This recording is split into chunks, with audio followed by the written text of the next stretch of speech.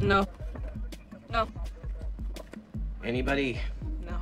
I couldn't pick out a mugshot because I didn't want to get shot. Olha, sem dúvida alguma, a habilidade mais importante que você precisa, tanto para entender quanto para falar inglês bem, é a intuição linguística. Se eu te disser que eu moro em São Bartolomeu do Vale, que é uma cidade tão titica que todo mundo se conhece, você não vai nem suspeitar que eu inventei a palavra titica e a cidade de São Bartolomeu do Vale nem existe. Com a intuição linguística, a sua cabeça começa a colocar as palavras nas caixas certas. E você pode até ouvir palavras que você nunca ouviu antes na vida, mas se o assunto for contextualizado e você tiver a intuição linguística, você consegue entender até o que você não conhece ainda. E assistir a aulas como essa que você vai assistir agora te ajuda e muito a desenvolver essa habilidade. E se você duvida, eu te sugiro fazer duas coisas. Primeiro, dá uma olhada em todos os comentários das aulas que eu postei aqui nesse canal. Você vai encontrar várias pessoas falando: meu inglês melhorou, meu listening tá mais aguçado, eu estou entendendo mais inglês. E a segunda coisa, que é a melhor de todas, assiste essa aula até o final, preste atenção, assista a outras aulas deste canal também e comprove por si mesmo que eu duvido o seu inglês não melhorar. Nessa aula, nós vamos treinar nosso inglês com uma cena de Everybody Hates Chris. Nós vamos assistir a uma parte de uma cena aqui no canto esquerdo e acompanhar o texto aqui do lado. Depois vamos traduzir, analisar. Então, sem mais delongas, vamos lá, direto para a primeira cena. No. No. Anybody? No.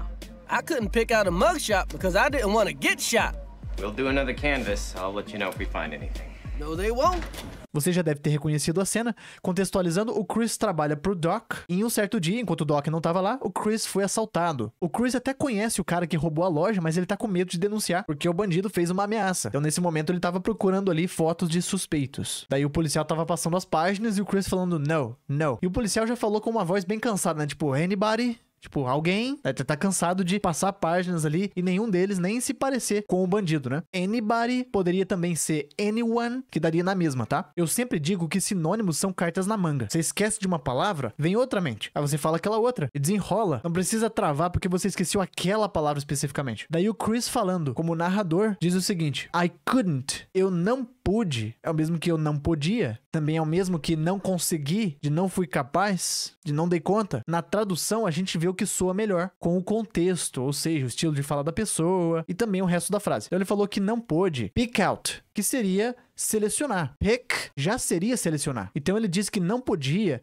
selecionar ou escolher uma mugshot. E aqui a gente precisa de intuição linguística. Por quê? Porque essas duas palavras são usadas em contextos diferentes. Como, por exemplo, mug. Mug é como a gente fala caneca. Sabe uma caneca grande assim, de porcelana? Mug também é um verbo furtar. Falando mais informalmente, eu posso falar que alguém mugged you. Na minha opinião, soa até engraçado falar que alguém te canecou. E mug também é uma gíria na Inglaterra para falar rosto, cara. E é daí que vem esse termo que a gente vai falar agora. Esse é o mugshot. Shot pode ser um tiro, pode ser uma vacina, uma injeção, pode ser uma dose de uma bebida e pode ser também uma foto, que é o contexto que a gente vai falar aqui agora. O mugshot é essa foto aqui, que quando a pessoa vai presa é fotografada, né? É tirado um shot, uma picture, uma foto da cara da pessoa. Então toda vez que você ouvir mugshot, pensa nessa imagem aqui. Então ele falou, eu não conseguia escolher, selecionar um mugshot, uma foto do suspeito, porque eu não queria, I didn't want to get shot. Get shot significa levar um tiro. E note que a hora que ele falou mugshot e get shot, ele colocou ênfase no mug e no get, que ajudou a soar mais engraçado ainda. E essa é uma daquelas situações que a gente sente bem burro, né? Que alguém tá rolando de rir da piada e a gente fica boiando, por não conhecer todas as referências. Daí então o policial vai saindo, né? Ele fala pro Doc o seguinte: We'll do another canvas. Nesse momento aqui, né? Saindo. We'll do another canvas. Will do. É o mesmo que we will do. Juntando fica will do. Vamos fazer. Vamos fazer um outro another. Another canvas. Nós vamos fazer ou nós faremos um outro canvas. O que é um canvas? Pode ser várias coisas também. Canvas pode ser uma tela para pintura, pode ser um painel, pode ser um quadro. Então, contextualizando, a gente já sabe que canvas é um livro desse aqui. É um compilado de fotos para ele. Daí ele conclui falando I'll let you know. De novo tem a contração do will aqui, então I will let you know. Também vimos let you know na última aula, que é deixar a pessoa saber. É só você substituir a pessoa aqui. Então, no caso, let you know é deixar você saber. Em outras palavras, te avisar. Então, eu vou te avisar ou eu te avisarei. Se você tiver na dúvida de will, de going to, naquela aula que eu respondi as dúvidas dos alunos, eu expliquei com mais detalhes, dá uma olhada lá. Então, eu vou te avisar se nós encontrarmos, if we find anything. Se encontrarmos alguma coisa. Note esse prefixo aqui, ó, any. Tem ele aqui em cima também, ó, any. Ele pode não ter a mesma tradução sempre, mas o sentido é sempre o mesmo, que é basicamente dizer que não tem limitações, que pode ser qualquer um. Quando se fala anybody, por exemplo, já está implícito aqui que pode ser qualquer um daqueles ali. E quando se fala anything, por exemplo, thing significa coisa, any já deixa implícito aqui que pode ser qualquer coisa, tipo, qualquer coisa que a gente encontrar, a gente te avisa. O oposto seria some, tipo somebody, e aqui something, que já soa como uma coisa mais bem definida. Já a tradução desses termos é outra história. Ou até como eu coloquei no título da outra aula, traduzir não basta. E o Chris responde, no they won't. Não, eles não vão. De novo, uma contração de will. Will not fica won't. Não, eles não vão. No, they won't. Continuando. Chris, stop sweeping.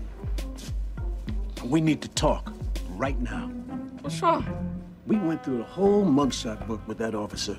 And you couldn't find anybody who even looked like the guy. Então o policial foi embora, né? O officer foi embora. E o Doc foi falar com o Chris. Chamou ele e falou, Chris, stop sweeping. E se você quiser, volta um pouquinho o vídeo. E nota como que ele fala stop. Ele basicamente não fala a letra S. E por quê? Muito simples. Chris já termina com S. Então fica tipo, Chris, stop. Parece que ele falou só top. Os dois S's viram um só. Pensa em outro nome que termina com S. Tipo, Thomas, stop. Não teria, tipo, Thomas e stop. Não tem I. É um S. Stop. Começa com S. Ele falou stop sweeping. O verbo sweep é varrer. Mas, Gabriel, por que tem ING no final? Não era pra ser pare varrendo? Bom, eu acho que eu já falei bastante sobre esse assunto nas outras aulas. Então, se você ainda tem essa dúvida, eu recomendo você ver as outras aulas. Não vou repetir aqui. E o Doc chega falando bem firme, né? We need to talk right now. Nota como que soa como uma palavra só, né? Tipo, need to talk. Need to talk. We need to talk right now. Agora. Nesse momento. Now já significa agora. Só que right now soa como nesse momento. Tipo, agora mesmo. Right now. E o Chris pergunta, what's wrong? Tipo, o que tá errado? O que tem de errado? O que tá acontecendo? E é exatamente a mesma frase que a gente viu em outra aula, também na série de Everybody Hates Chris, só que foi o Julius que falou. E por aí você vê o poder das frases prontas. Teve um hater aqui nos comentários falando, ô Gabriel, esse negócio de frase pronta aí tem um nome oficial na gramática. Aquela outra coisa que você chamou de expressão, o nome certo daquilo é idiom. E cara, o que te ajuda a saber isso? Pra que complicar? Eu vou continuar simplificando para que os alunos aprendam com mais facilidade. É por isso que eu comecei com esse negócio de frase pronta. Eu falava assim também antes. Eu já fui um professor de inglês tradicional, mas eu vi que não tava funcionando. Daí eu comecei com os termos mais simples, como, isso é uma frase pronta, isso é uma expressão. É pra facilitar. Daí o Doc fala, we went through. Nós passamos por. É o passado de go through. Então, passar por dentro. Pode ser literalmente, por exemplo, passar pela floresta. E pode ser também, por exemplo, eu passei por um processo difícil, eu passei por uma cirurgia, eu passei por todas as etapas. Pode se expressar assim. No presente, go through. No passado simples, went through. Nós passamos pelo livro de mugshot, que você já sabe o que é, inteiro.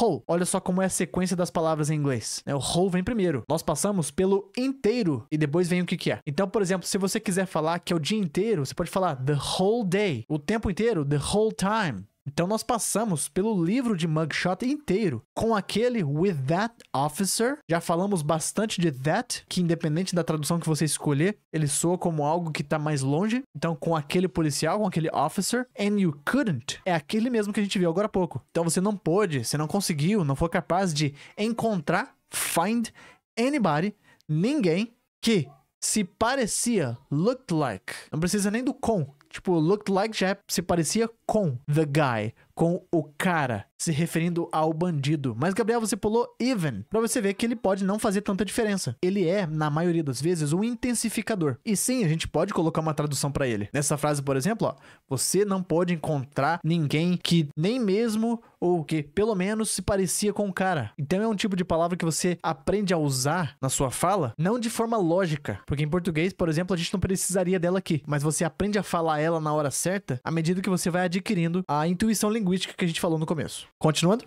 Maybe he's not in the book. Would you tell me if he was? Yeah. Chris, are you lying to me? No. Why would I need to lie? I don't know. But every time I ask you a question, you looking east and west like you waiting for a train.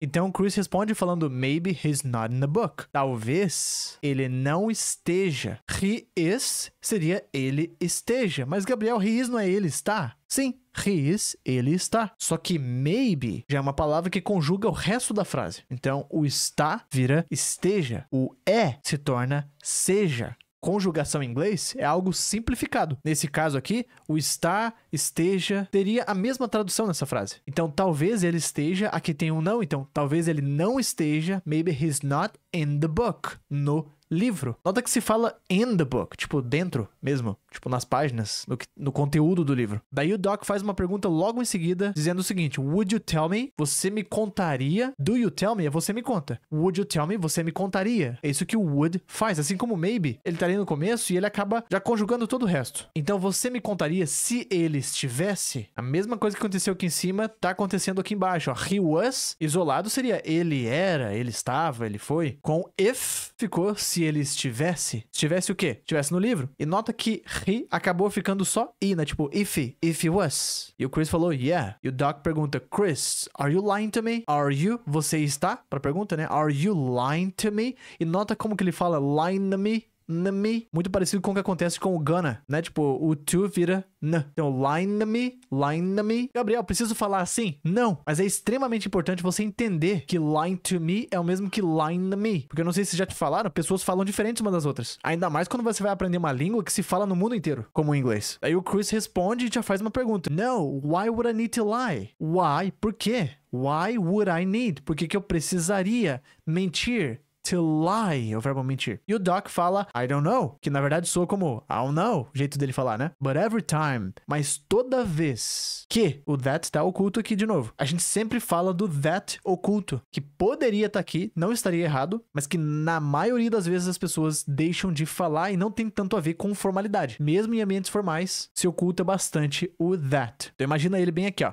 Então toda vez que eu pergunto a você, ou eu te pergunto uma pergunta, nossa, que esquisito, é assim mesmo. Em inglês se fala perguntar uma pergunta, ask a question. Pode também falar make a question, que dá na mesma. Então toda vez que eu te faço uma pergunta, ou te pergunto uma pergunta, you, coloquei entre parênteses aqui o are, porque ele não fala. E é muito comum, a linguagem, digamos, das ruas, né, se falar sem are. Por exemplo, aqui na pergunta, né, do are you lying to me? Muitas vezes as pessoas falam you lying to me? Só com you. Então toda vez que eu te faço uma pergunta, você tá olhando east and west, leste e oeste, igual ou como se você estivesse. Mais uma vez daria para colocar aqui o are entre parênteses, porque ele não falou. Então, like you are waiting, como se você estivesse esperando por um trem. Waiting for a train, tá? Wait sempre com for. Por mais que a gente não fale tanto assim em português. Tipo, me espera, em inglês seria wait for me, que é tipo, espera por mim. Espera ele, em inglês seria espere por ele. Wait for him. Continuando. Now, Chris, if you're in trouble, it's okay to ask for help. I'm not in trouble. Then can you look me in the eye and tell me you don't know who robbed my store? If I lied again, Doc would never trust me. Now, Chris. Agora, Chris, if you're in trouble. E parece que ele colocou mais ênfase no in, né? Tipo, if you're in trouble. Se você tá em encrenca ou encrencado, it's okay to ask for help. It's okay, tá tudo bem. Não tem problema pedir por ajuda. O mesmo ask que nós vimos agora há pouco como perguntar, também é o verbo pedir. Como que a gente não confunde? Por causa do contexto, né? Ask for help, não é perguntar por ajuda. Daí o Chris responde, I'm not in trouble. I'm not in trouble, não tô encrencado. In trouble. E o Doc fala pra ele, then, então, can you look me in the eye? Você pode, né? Você consegue look me olhar in the eye, no olho. In já soa como tipo dentro do olho. And tell me, e me contar, me falar, me dizer que, caberia também um that aqui, you don't know, você não sabe quem, who robbed, quem roubou minha loja. Rob no presente, robbed no passado. My store, minha loja. E o narrador, que é o Chris, né, falou, if I lied again, se eu mentisse de novo, olha só, se eu tiro o D, if I lie again, fica se eu mentir de novo. If I lied again, com esse D, fica se eu mentisse de novo. E nota como que emenda, né? Lied again. É inevitável em inglês, lied again essa emenda. Doc would never trust me. O Doc, cadê o O pro Doc? Não precisa, né? Nome próprio não precisa. Nunca trust. Trust é o verbo confiar. Would colocou um confiar na condicional. Fica tipo, confiaria. E o never, nunca. Então, nunca confiaria em mim. Would never trust me. Mas, Gabriel, que sequência confusa essa frase. Como que eu vou lembrar de falar assim em inglês? Simples. Você não vai falar inglês montando frases. Você vai falar inglês simplesmente repetindo ao que você foi exposto. Porque se você ouve bastante o inglês, você desenvolve essa intuição linguística do que soa bem, do que soa mal. E se você erra, você percebe. Tipo, peraí, não sei o porquê gramatical, não sei a explicação, mas alguma coisa não tá certa nessa frase. Porque se você quiser ir pela lógica, tipo, nossa, trust me, é tipo, me confiar. Tipo, me confie, ao invés de confie em mim. Sou estranho pra mim. Bom, sou estranho até você ouvir várias vezes. Depois que você ouve, não só várias vezes, tipo de repetição, mas de pessoas diferentes, em ambientes diferentes, passa a não soar tão estranho mais. Vamos ver então qual vai ser a resposta do Chris. Será que ele vai mentir de novo? No. Okay. It's okay? No. You're fired, Chris. The truth shall set you free, all right? Free to find another job. Então o Chris continuou mentindo. Ele falou no. E o Doc falou ok. E o Chris, it's okay. Tudo bem, né? Tipo, não tem problema. It's okay, igual a gente viu agora há pouco. E o Doc fala no. You're fired, Chris.